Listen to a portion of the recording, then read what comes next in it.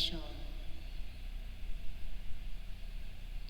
Para sa pasasalamat ni na Bruza family, Antonio Castañeda, Jerry Chanco, Dr. Rita Grace Avero, Virginia Aguilera, Jovel Contreras, para sa nagririwang ng kanilang kaarawan, Joden Concepcion, Joseph de la Cruz, para sa natatanging kahilingan ni na Vong, Pablo Virgilio S. Cardinal David, Gina Morales Reyes, Esther Javier,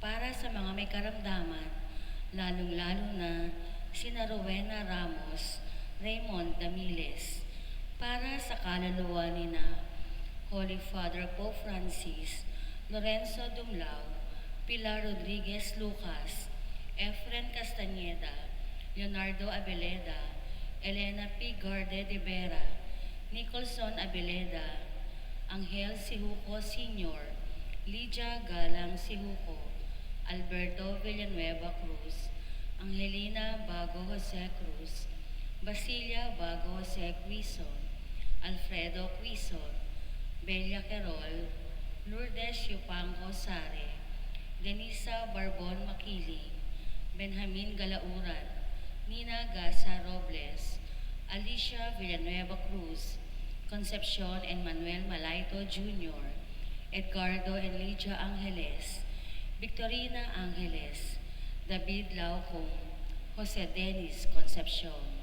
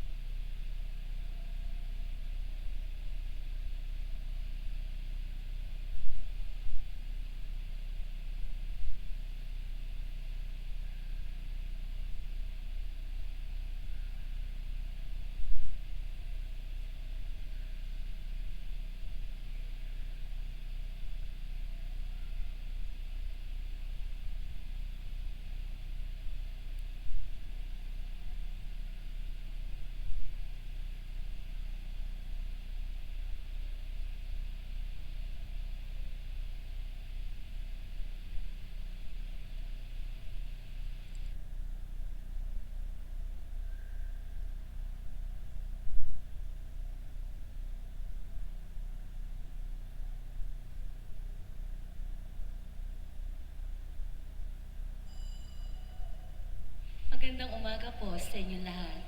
Kinagagalak namin ang inyong pakikiisa sa pagdiriwang ng Banal na Kristiya. Tayo po ngayon ay nasa kalimang araw ng simbang gabi. Ang mamumuno sa ating pagdiriwang ay si Reverendo Padre Angelo Ahero. Magsitayo tayo at sumabay sa pambungad na awit.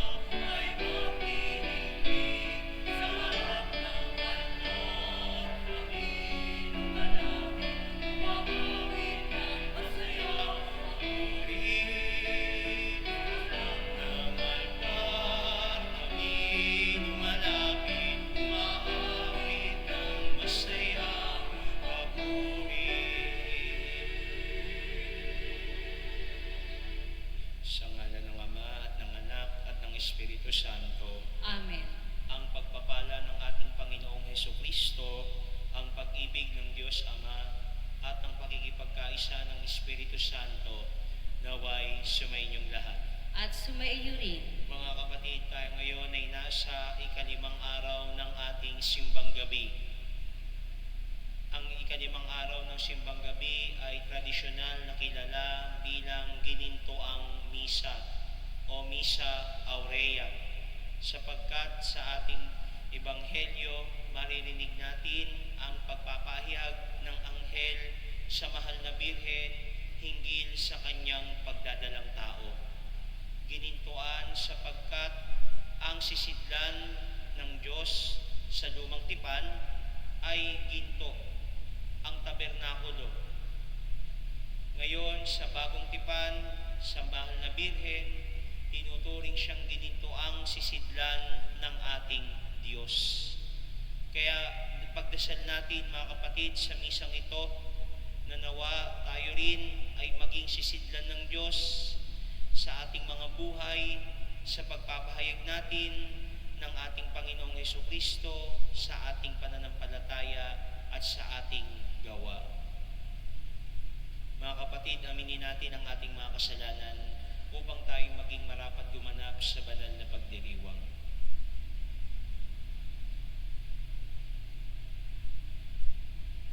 Sinugong tagapagpagaling sa mga nagsisisi, Panginoon, kaawaan mo kami. Panginoon, kaawaan mo kami. Dumating na tagapag-anyayang mga makasalanay magsisi, Kristo, kaawaan mo kami. Kristo, kaawaan mo kami. Nakaluklok ka sa kanan ng Diyos Ama para ipamagitan kami, Panginoon, kaawaan mo kami. Panginoon, kaawaan mo kami. Kaawaan tayo ng makapangyarihang Diyos. Patawarin tayo sa ating mga kasalanan. Patnubayan tayo sa buhay na walang hanggan. Amen.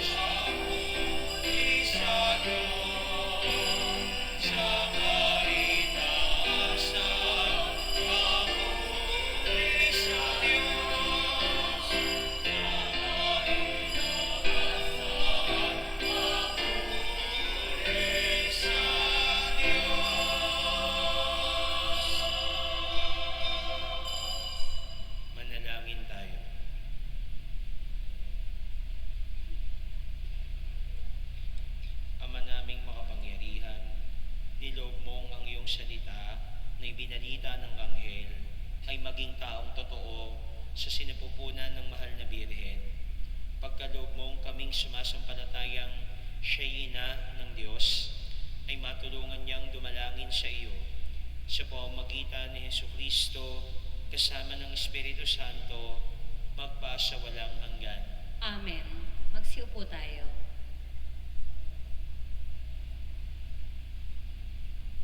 Pagbasa mula sa aklat ni Propeta Isaias.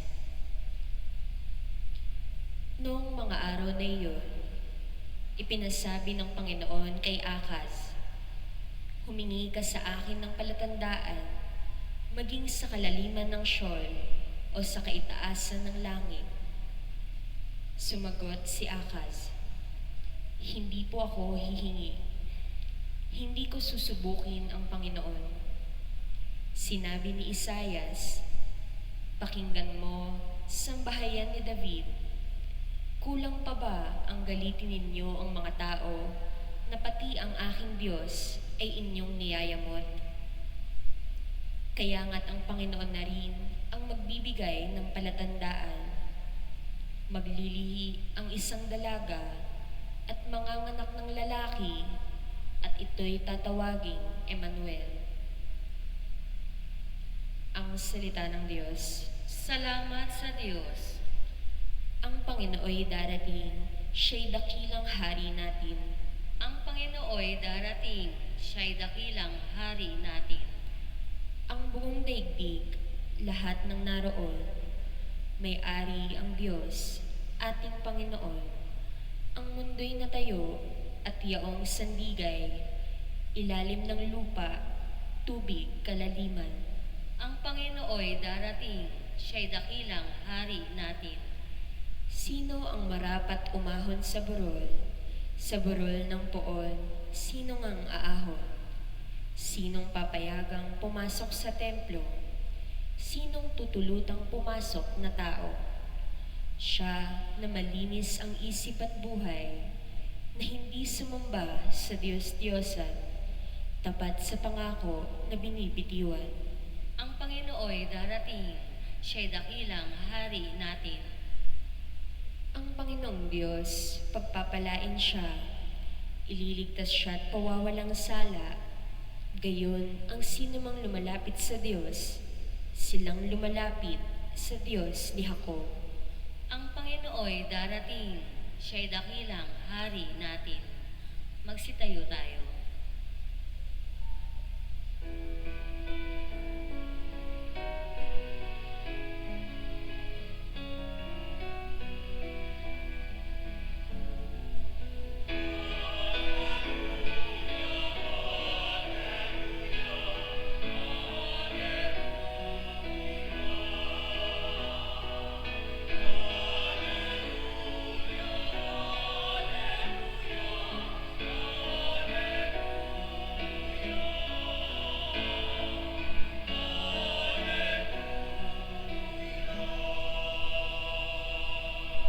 Susi ni David, binubuksan mo ang langit upang kami ay masagip.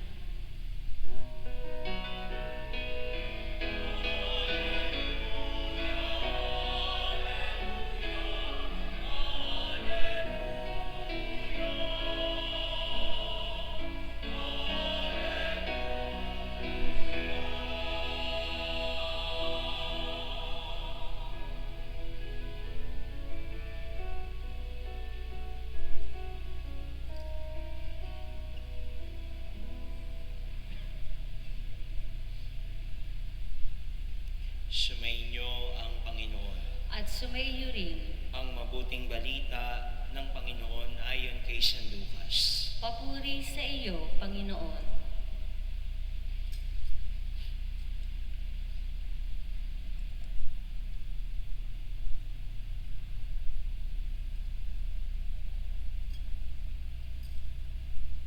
Nang ika-anim na buwan na ng pagdadalang tao ni Elizabeth, ang Anghel Gabriel ay sinugo ng Diyos sa Nazareth, Galilea, sa isang dalaga na ang pangalay Maria. Siya'y nakatakdang ikasal kay Jose, isang lalaki buhat sa lipi ni Haring David.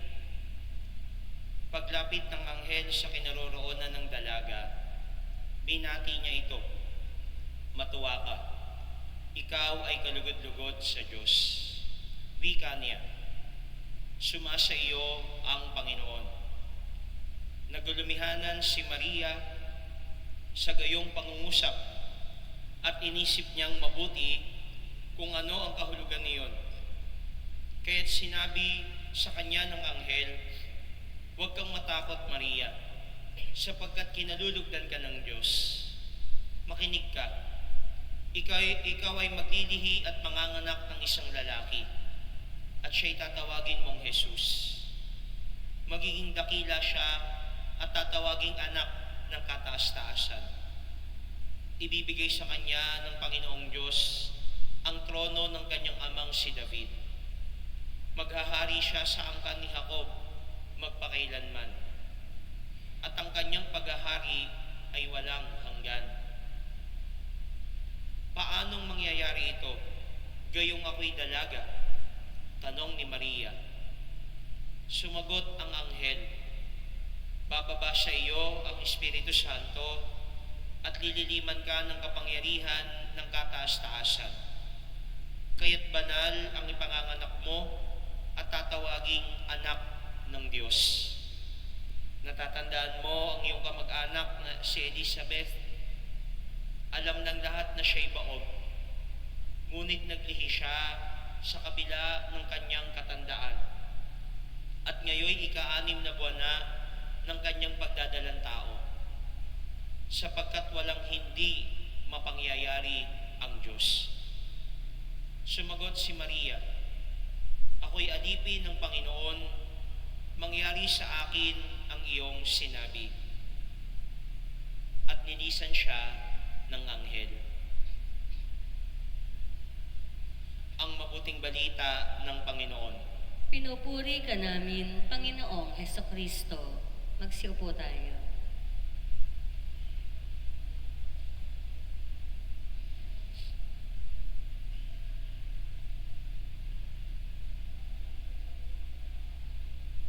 Mga kapatid kay Kristo, magandang umaga po sa inyong lahat. Magandang umaga din po, Father Gio. Maligayang pagdating sa ika-5 araw ng ating simbang gabi sa parokya ng San Bartolome. Maaari bang pakibati ang inyong katabi ng magandang umaga?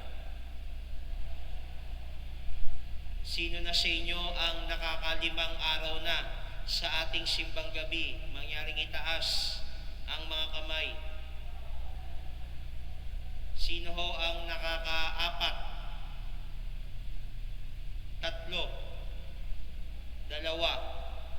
Sino yung kakarating lang ngayong araw? Ayan, no? So, welcome kayo sa ating simbang gabi. At meron pa kayong 4 na araw para makasali at makapagdiwang ng simbang gabi sa pagsapit ng Kapaskuhan. Isa ho sa mga pelikula na sumikat ngayong taon, marahil alam na alam ito ng mga kabataan, ay yung palabas na kung tawagin ay K-pop Demon Hunters. Alam niyo po ba yun, yung K-pop Demon Hunters? Tungkol ito sa isang girl group, parang mga BINI or Blackpink, na may secret mission. Ang sugpuin ang mga demons sa pamamagitan ng kanilang pagkanta. Maraming sumikat na kanta mula sa palabas na ito. May hahalin tulad dito sa palabas na Frozen na pinagbidahan ni Elsa at Anna.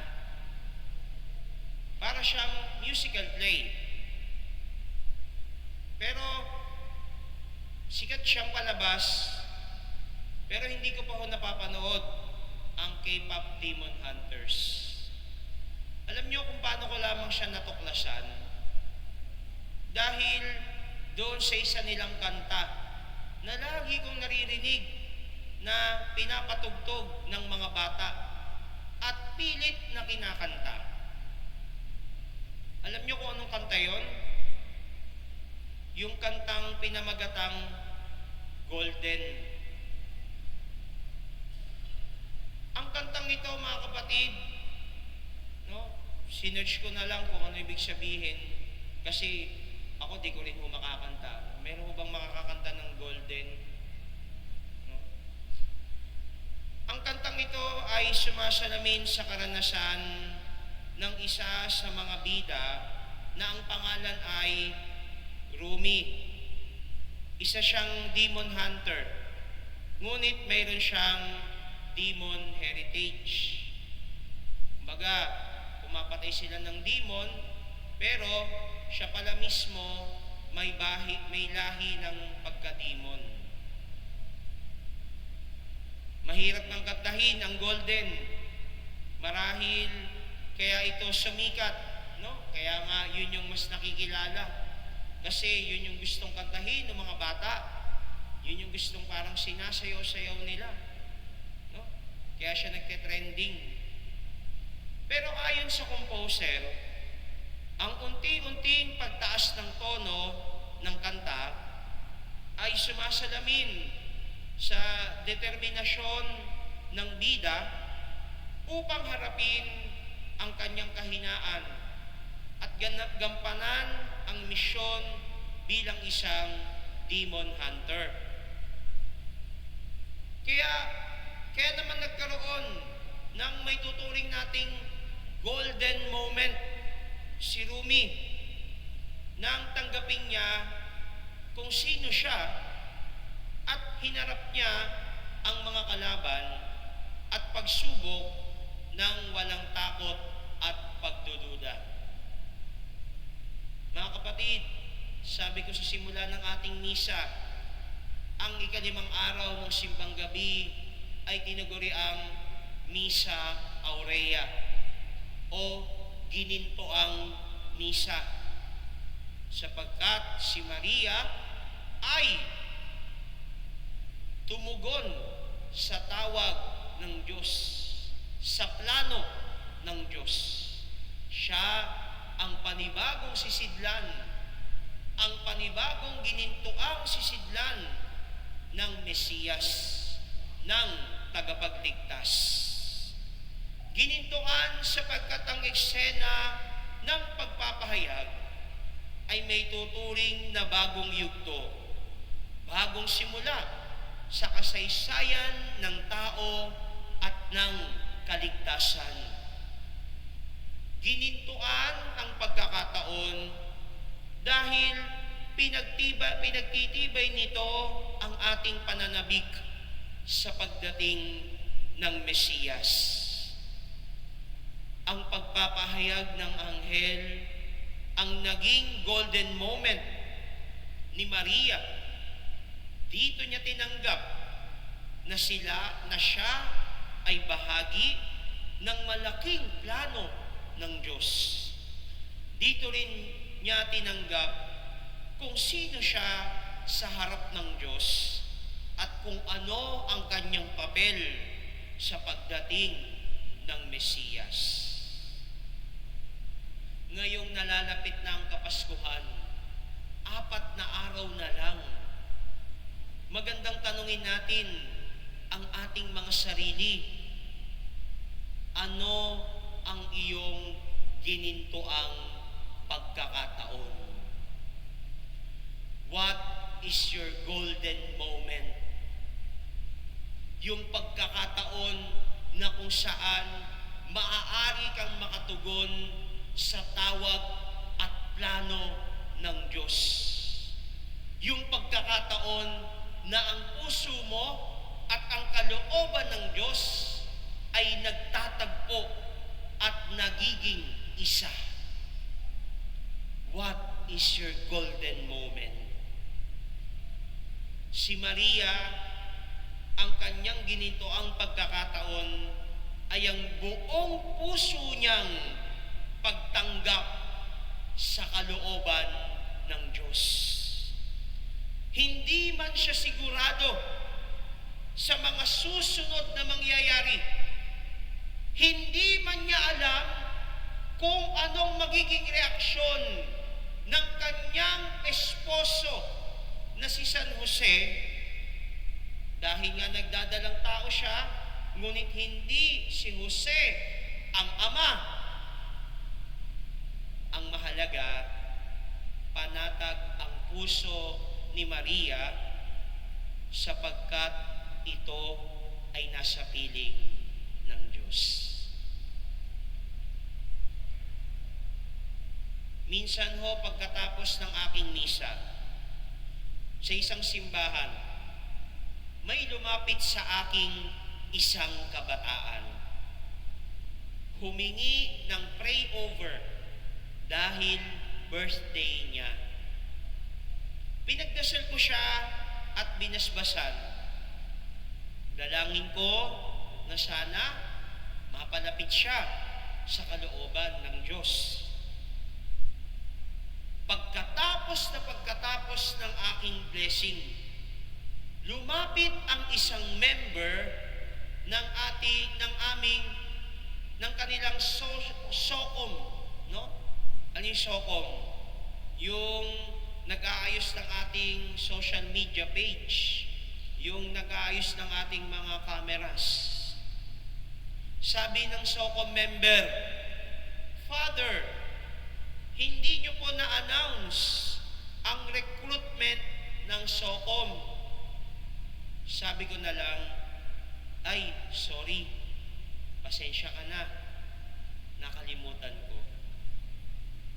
Nasa harap ko pa yung birthday, yung nagpa-birthday. Sabi ko, oh, eto, baka gusto mong mag-SOCOM. Sige na, mag-join ka na. Pa-birthday mo na kay Lord. Tapos umalis na ako dahil may susunod pa akong schedule. Ilang buwan ang nakalipas, bumalik ako sa simbahan na iyon para magmisa ulit. Pagkatapos ulit ng misa, may isang batang lalaki na lumapit sa akin at nagsabi, Father, thank you po Ako po yung bless ninyo nung birthday ko. Tapos, pinag-join niyo po ako sa SOCOM. Tinanggap naman po nila ako at ngayon ay nagte-training na para maging member nila. Salamat po dahil tinulungan niyo po akong makapaglingkod sa Panginoon. Mga kapatid, yung kabataang ito, natagpuan ang kanyang golden moment nang humiling siya ng blessing sa kanyang birthday. Sa hindi inaasahang pagkakataon.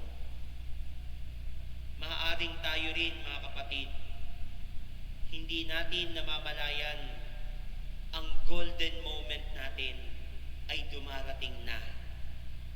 Ang ginintoang pagkakataon upang ang puso natin at ang kalooban ng Diyos ay maging isa.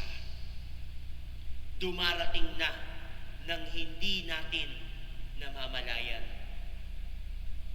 Kaya, kung nais nating makita at makatugon sa ating golden moment, tulad ni Maria, pagtibayin natin ang ating buhay panalangin. Huwag tayong tumigil na hanapin ang kalooban ng Diyos sa ating mga buhay. Kaya sabi nga ng kanta, kapag kasama natin ang Diyos, no? With God, we're going up. We're going up, up, up. Hindi ko po makanta, hindi ko po kaya. It's our moment. You know, together, we're glowing. It's gonna be golden. It's gonna be golden.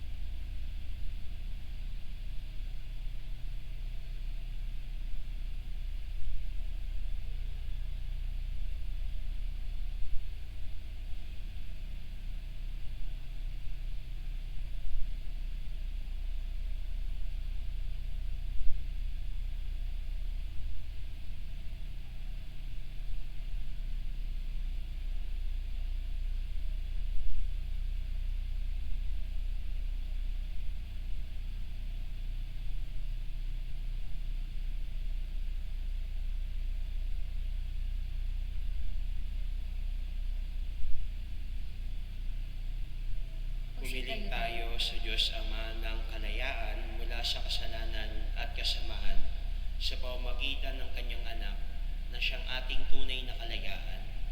Manalangin tayo. O Diyos, halina't kami palayain. O Diyos, halina't kami ay palayain.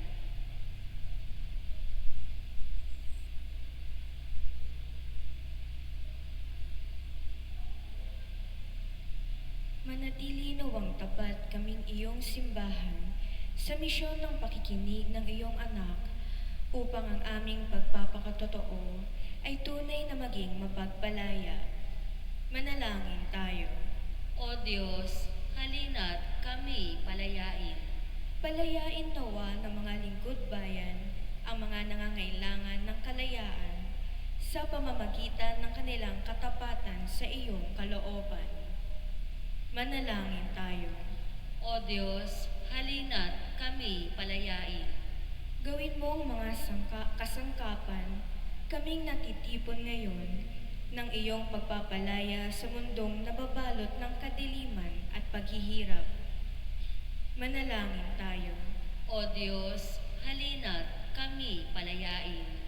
Makaranas nawa ng tunay na kalayaan ang mga kapatid naming yumao sa piling mo. Manalangin tayo. O Diyos, halina't kami palayain. Sa ilang sandali ng katahimikan, itaas natin sa Diyos ang ating mga pansariling kahilingan, gayon din ang mga taong lubos na nangangailangan ng ating panalangin.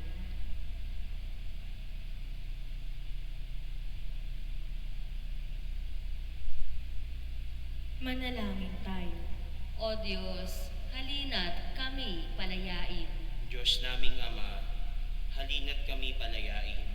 Makita nawa namin ng iyong anak bilang tanging daan tungo sa iyong paghahari. Hinihiling namin ito sa pamamagitan ni Kristo na aming Panginoon. Amen.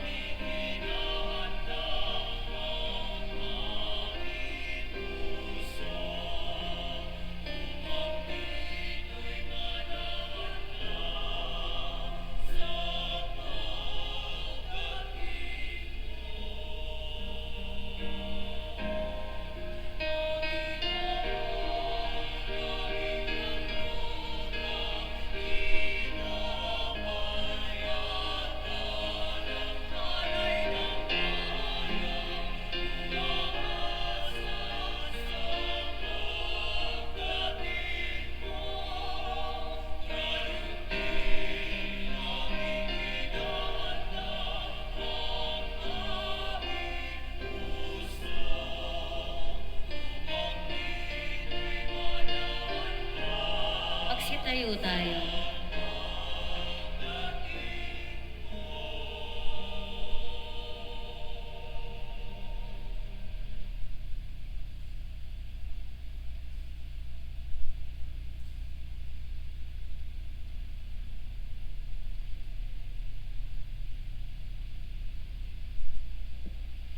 Manalangin kayo mga kapatid upang bagahain natin ay kalagdan ng Diyos sa mga makapangyarihan. Tanggapin nawa ng Panginoon ito paghahain sa iyong mga kamay, sa kapurihan niya at karangalan, sa ating kapakinabangan at sa buong sambahayan niyang banal. Ama naming lumikha, ang mga alay naming nakahain sa iyong dambana ay pabanalin nawa ng paglukob ng banal na Espiritu na pumuspos sa sinapupunan ng mahal na Birheng Maria upang magdalang tao at magsilang sa iyong anak na siyang namamagitan magpasawalang hanggan. Amen. Sumainyo ang Panginoon. At sumaiyo rin, Taas sa Diyos ang inyong puso at diwa. tinaas na namin sa Panginoon. Pasalamatan natin ang Panginoong ating Diyos. Marapat na siya ay pasalamatan. Ama naming makapangyarihan, tunay ngang marapat na ikaw ay aming pasalamatan. Bukod mong pinagpalang maging ina ni Jesucristo, ang mahal na Birheng nagpupuri at nagagalak sa iyo. Ikaw ang gumawa ng tanang dakilang bagay. Ikaw ang lumilingap sa lahat kailanman. Nilingap mo ang mahal na Birhen bilang iyong abang alipin na iyong binigyan ng tungkuling kumalinga sa anak mong manunubos namin. Kaya kaisa ng mga anghel na nagsisiawit ng papuri sa iyo, nang walang humpay sa kalangitan, kami nagbubunyi sa iyong kadakilaan.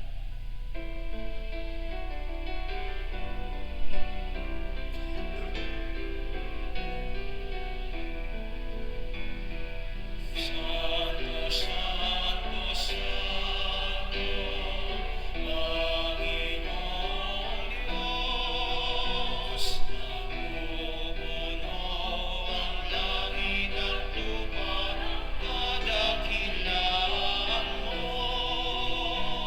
Hosana, Hosana, Hosana sa kaitaasan. Hosana, Hosana, Hosana sa kaitaasan. Pinagpala ang naparito sa ngalan ng Panginoon. Hosana, Hosana, Hosana sa kaitaasan.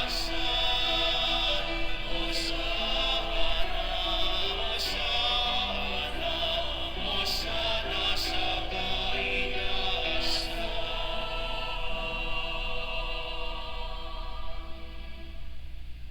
Ama naming banal, ikaw ang bukal ng tanang kabanalan. Kaya't sa pamamagitan ng iyong Espiritu, gawin mong banal ang mga kaloob na ito upang para sa amin maging katawan at dugo ng aming Panginoong Hesukristo. Bago niya pinagtiis ang kusang loob na maging handog, hinawakan niya ang tinapay, pinasalamatan kanya, pinaghati-hati niya iyon, iniabot sa kanyang mga alagad at sinabi, "Tanggapin ninyo lahat ito at kanin. Ito ang aking katawan na ihahandog para sa inyo."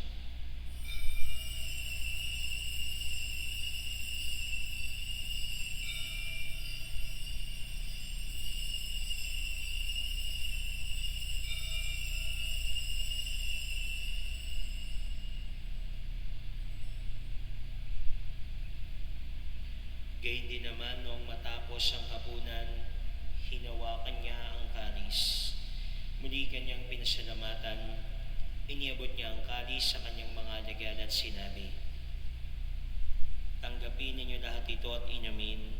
Ito ang kalis ng aking dugo, ng bago at walang hanggang tipan.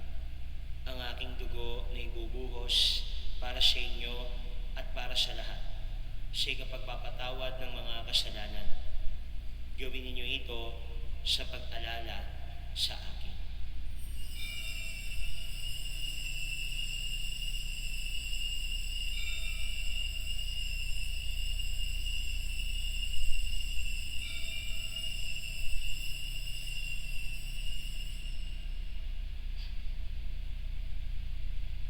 Ipagbunyi natin ang misteryo ng pananampalataya.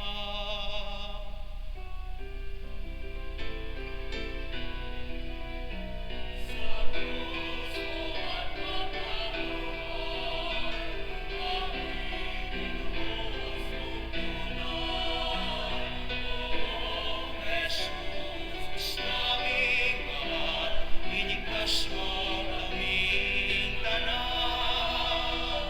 Ong Jesus, naming mahal, ngayon at magpakailanman.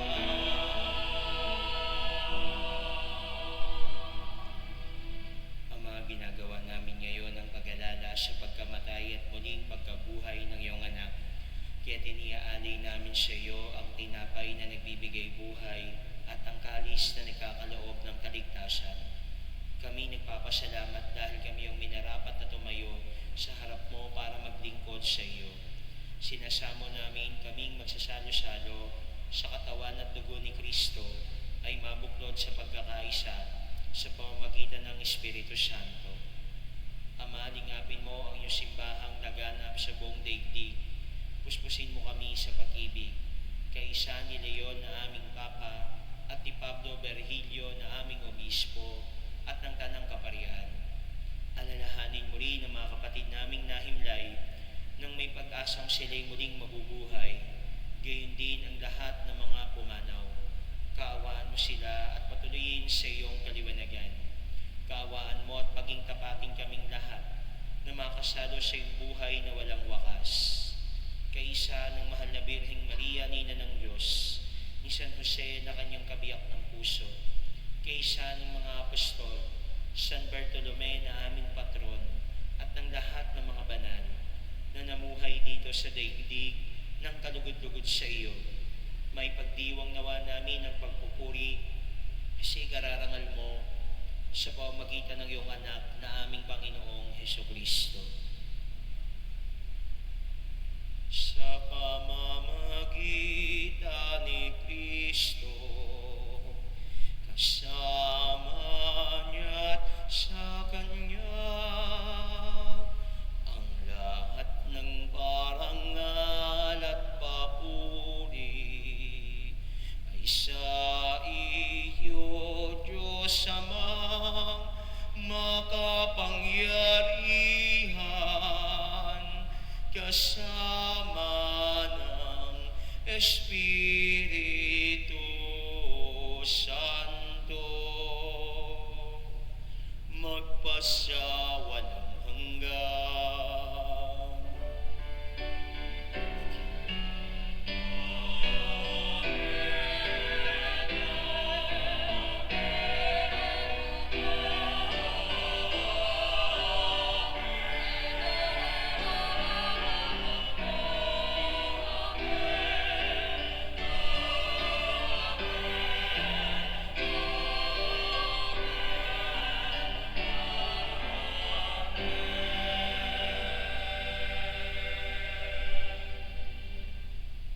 Mga kapatid, ngayon ang ating ginintoang pagkakataon.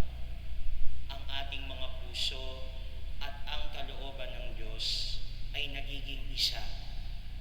Kaya naman bilang tugon sa ating ginintoang pagkakataon, dasalin natin ang panalangin itinuro ni Jesus.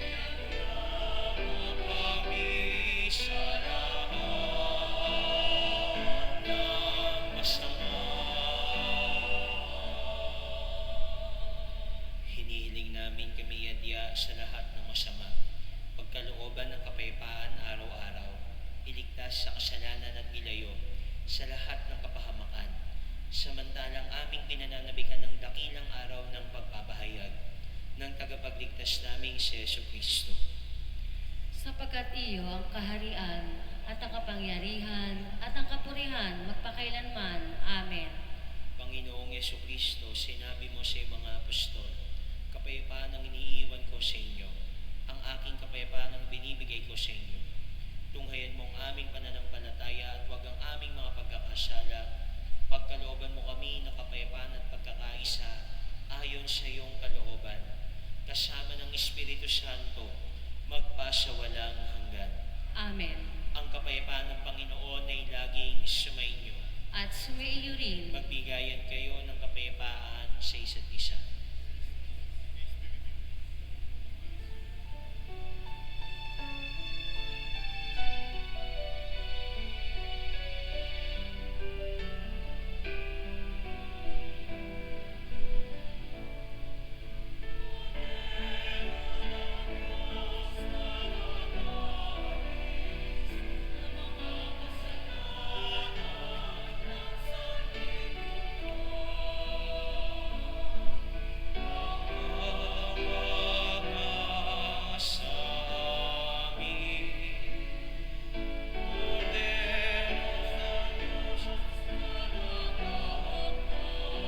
Sa mga sala sa kalibutan,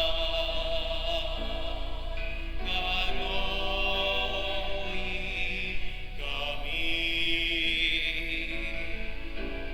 Agnus Dei qui nobis, dona nobis pacem, dona nobis pacem, dona nobis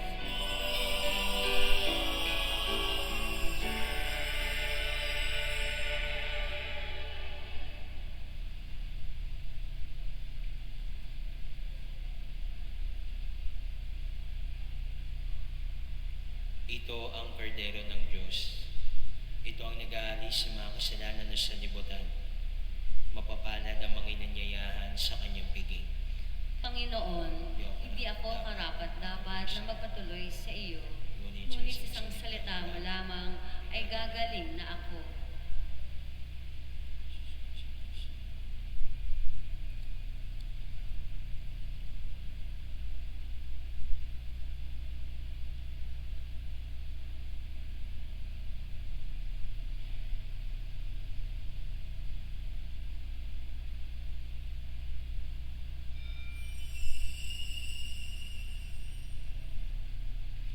Paalala, bilang paggalang sa banal na Eucharistia, kapag ito ay ating tatanggapin sa kamay, mangyari lamang na isubo agad natin ito upang maiwasan na ito ay mahulog.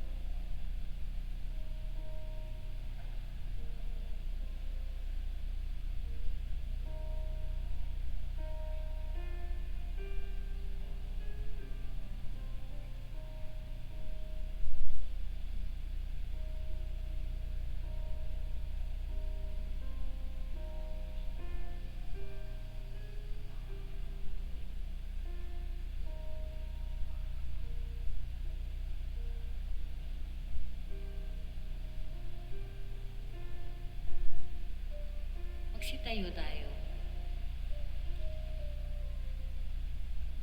Manalangin tayo.